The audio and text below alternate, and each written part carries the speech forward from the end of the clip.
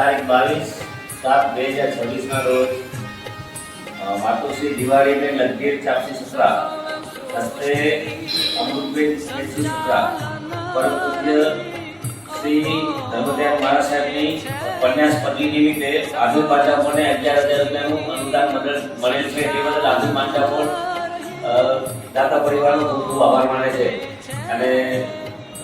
પરમ કૃપાળુ પરમાત્મા આ પરિવારને ખૂબ જ પ્રગતિ આપે એવી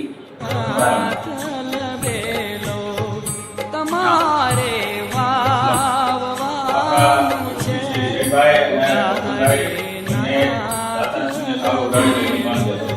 બરોબર વાત ભગવાન